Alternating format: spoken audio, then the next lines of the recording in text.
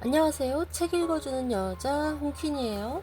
지금 읽어드리고 싶은 책은 한번 읽어드렸는데 좋은 글이 또 생각이 나서 갖고 왔습니다. 책 제목은 말의 트렌드, 정유라 지음, 인플루엔서에서 나왔습니다. 정말 좋은 글들이, 재미있는 글들이, 유익한 글들이 많은데요. 제가 조금만 읽어드릴게요. 잘 한번 들어봐 주세요. 덕질은 어휘력에 이롭습니다. 제목부터 재밌죠? 오타쿠라는 말에서 오덕이 파생되고 그래서 덕질이라는 말까지 만들어진 것은 언어적 축복이다. 열정을 가지고 진심으로 무언가를 좋아한다는 신조어 덕질이 그 덕에 탄생할 수 있었으니 말이다. 어쩐지 덕이 넘치는 그 용어 때문일까? 어떤 또렷한 결과값을 바라지 않고도 열정을 품고 즐길 수 있는 일이 있다는 것만으로 덕질은 아름답다. 보상 없이 보람만으로 마음을 채울 수 있는 일들이 갈수록 희귀해지는 세상. 덕질은 보람이 보상으로 적용되는 몇 안 되는 분야다. 스스로 마음을 채우는 법을 알고 있는 것만큼 호사스러운 행복은 없다고 믿기에 나는 언제나 덕질 엔진을 켜두고 산다. 좋아하는 마음은 많은 것을 견뎌낼 용기와 너그러움을 선사한다. 그렇기에 무언가를 많이 좋아하고 사랑하는 일은 스스로를 위해 마음의 안전장치를 만드는 일과 같다. 좋아하는 것을 많이 만들어 두면 더 자주 기쁨을 느끼도록 촉수를 키울 수 있으며 그렇게 도단한 촉수는 우리가 일상을 풍요로 채우고 관대한 마음으로 세상을 살아갈 수 있게 도와준다. 좋아하다는 그래서 동사이면서도 태도의 언어다. 이 태도는 혐오의 시대를 살아가는 우리에게 강력한 무기가 된다. 이는 일상을 즐겁게 만드는 데 머물지 않고 우리의 어휘 생활도 풍부하게 가꾸어 준다. 어떤 세계를 열렬히 좋아하는 것, 즉 사랑하는 것은 그 세계가 가진 고유 명사를 가슴으로 익히는 일이다. 역사 시간에는 사건 연도와 사람 이름이 그토록 안 외워지더니 내가 좋아하는 배우의 생일, 그 배우가 맡았던 배역 이름들은 어떻게 외우지 않아도 이토록 자연스럽게 줄줄 떠오를까? 다 사랑 덕분이다. 사랑은 그 세계를 구성하는 수많은 이름을 내 언어로 흡수하게 한다. 외우다는 불어를 못해서 네, 뭐라고 하는데 심장으로 익힌다는 뜻이다. 시험 공부하듯 암기하지 않아도 심장으로 익히는 언어들이 존재하기 마련이다.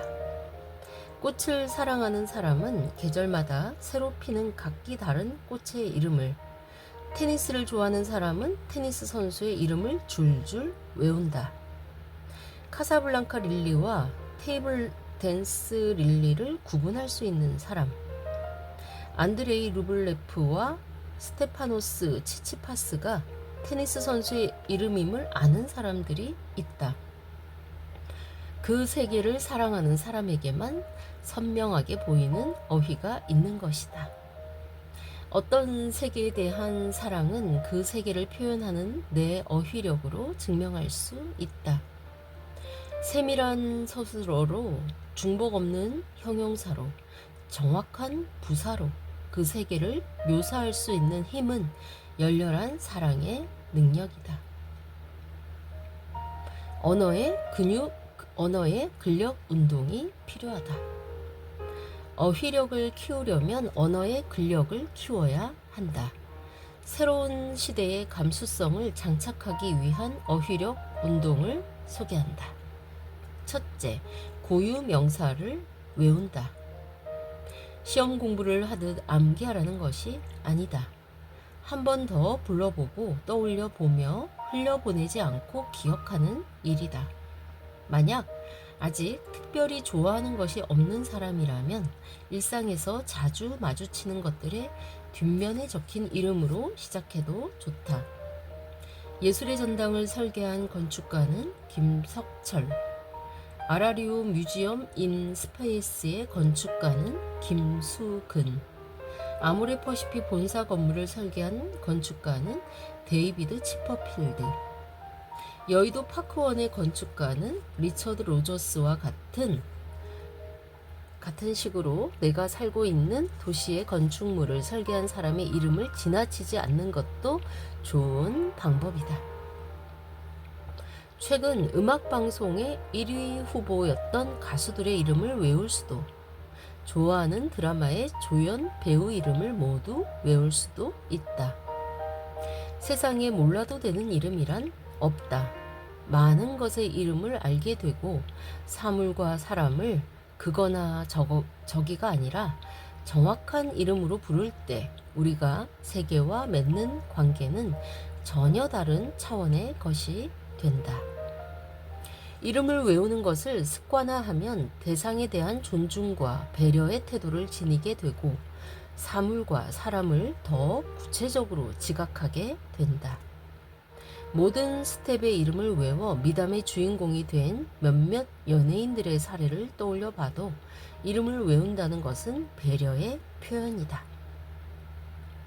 둘째, 일반 명사를 한 단계 더 깊이 파고든다. 우리 집에 있는 원목 가구가 어떤 나무로 만들어졌는지 답할 수 있는가? 만약 모른다면 그 원목의 이름을 알아보는 것에서부터 시작하자. 너도밤 나무인지 참나무인지 물풀의 나무인지 살펴보자. 만약 장미를 좋아한다면 장미의 다양한 이름을 알아보자. 다마스크 장미, 개장미, 월계화, 미스터 링컨, 플로리분다 등 다양한 장미의 종류와 이름을 알아가는 것은 세상의 아름다움을 더 구체적으로 표현할 수 있는 힘을 갖는 일이다. 한 단계 더 깊이 들어간 세계에서 발견한 구체적인 어휘는 내 어휘 계좌에 차곡차곡 쌓여 풍부한 표현력으로 승화된다. 표현력이 풍부하다는 것은 내 세계를 더 정확한 어휘로 예찬할 수 있음을 의미한다. 예찬은 더 이상 누군가에 대한 아부나 예술 작품에 대한 감탄을 위한 말에 머물지 않는다. 예찬은 가장 현대적 관점의 마케팅이다. 어떤 대상을 나만의 언어로 예찬하는 것을 요즘 말로 영업이라고 한다. 독후감이 그 책에서 제일 쩔었던 부분이 왜 쩌는지 영업해 보시오라는 문제임을 알았더라면 내 학창 시절이 훨씬 편했을 것 같다라는 인기 트윗을 보고 오랫동안 멍했다. 맞다. 모든 보고서에 이게 얼마나 쩌는지 영업하는 마음이 담기면 누구든 설득할 수 있는 막강한 힘이 생길 것이다. 어휘력이 곧 영업력.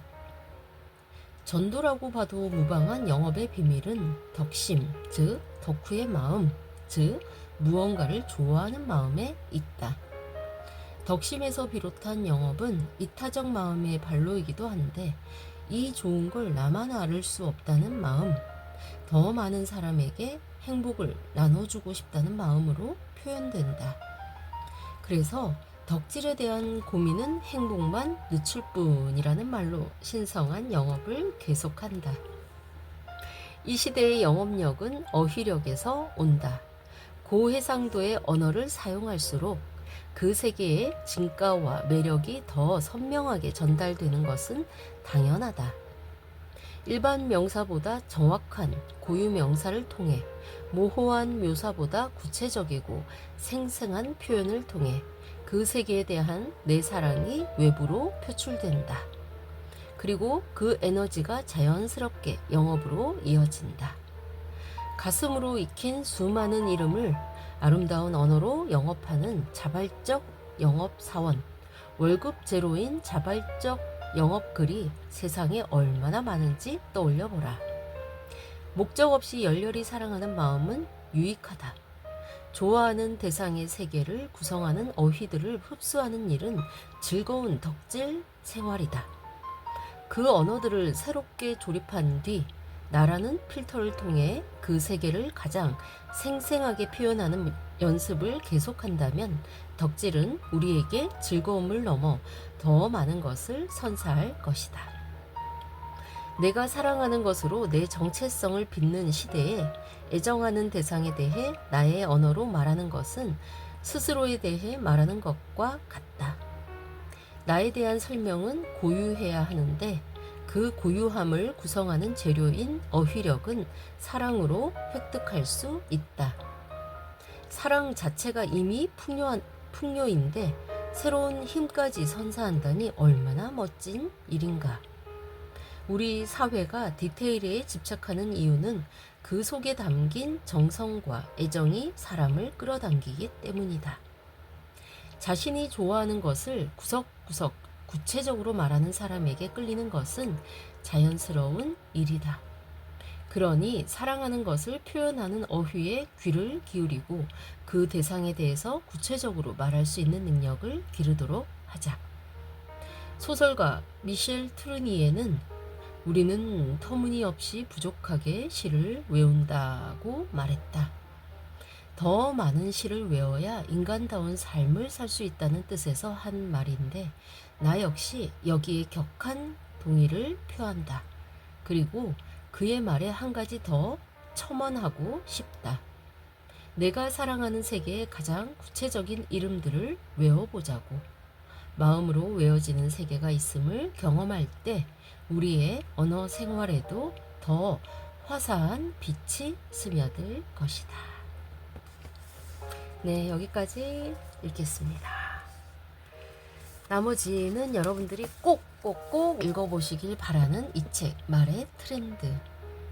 정말 좋은 글들, 공감 가는 글들, 유익한 글들, 재미있는 글들이 많답니다.